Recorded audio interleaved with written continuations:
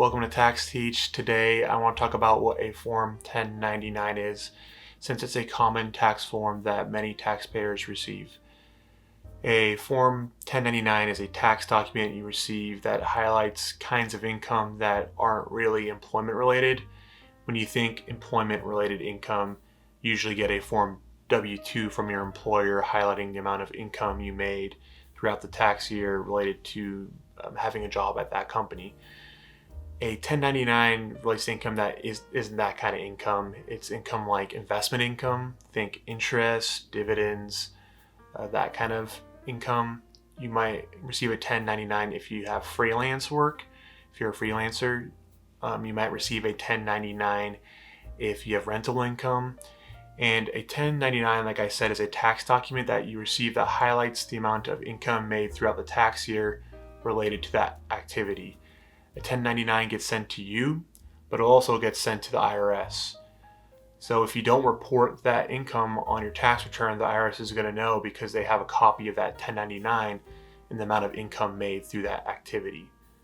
Now, there are a variety of different Form 1099s, and I'll go over a couple common ones right now. The first kind of Form 1099 I want to talk about is Form 1099 INT.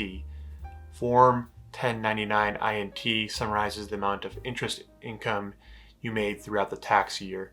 And this form normally comes from your bank, right? So if you have savings accounts, checking accounts, other kind of accounts with a bank, you make interest on that throughout the year, and the bank sends you that Form 1099 letting you know how much interest you made in that tax year.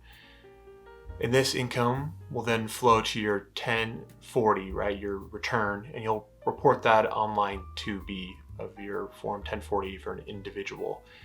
So that's the first Form 1099 I want to talk about, the Form 1099 INT, which summarizes the amount of interest you made throughout the tax year.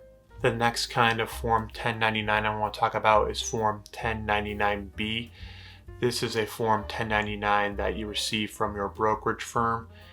Think, Webull, Charles Schwab, Fidelity, Robinhood, these kind of institutions where if you have an account with them and you sell, buy, trade stocks on your account, there might be activities that you'll have to report on your tax return. Think capital gains, capital losses related to if you made or lost money on trading stocks. Now, that kind of information will need to be summarized on your Form 1040, typically on your Schedule Ds, where you'll see that information maybe on your Form 8949. So the 1099B is the form you receive to highlight a brokerage firm and the trading activity you have on that brokerage firm's account. If you are a freelancer or an independent contractor, you should expect to receive a Form 1099 NEC, and this form will summarize the amount of income that you made with a certain through a certain company.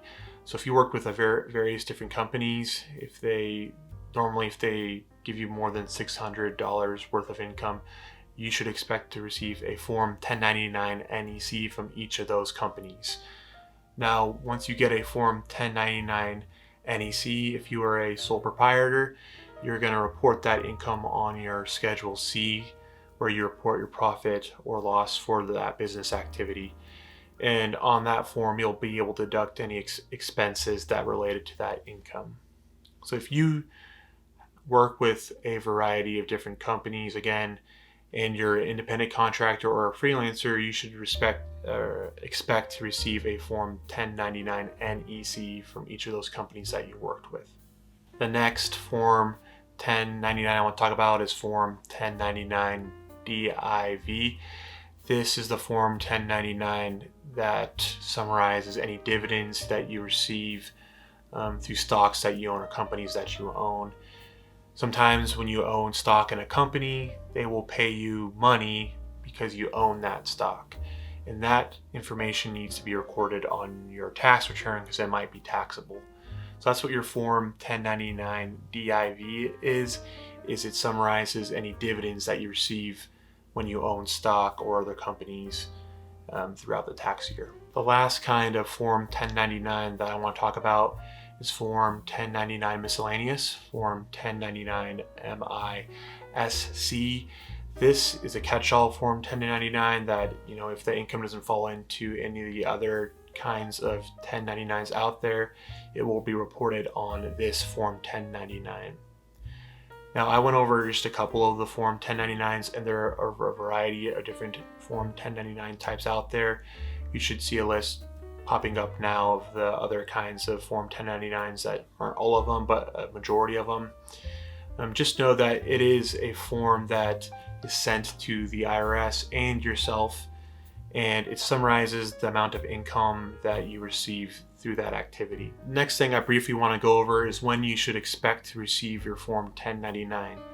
For the most part, you should expect to receive your Form 1099 towards the end of January 31st.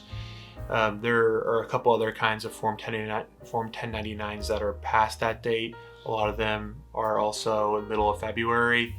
But just know that you should expect to receive your forms around the end of January, February, and right now you should see lists of dates related to the various kinds of Form 1099s.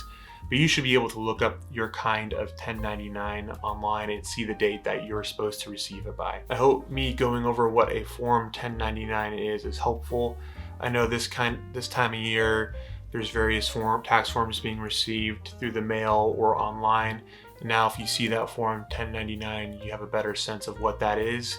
And to quickly rehash what a Form 1099 is it's a form that highlights the amount of income you receive throughout the tax year that normally isn't related to your employment, because you're going to get a W-2 for your employment income, but interest, dividends, capital gains or losses, if you're a freelancer, independent contractor, the income you make from various companies, and you're going to receive a Form 1099 and the IRS is going to receive a Form 1099.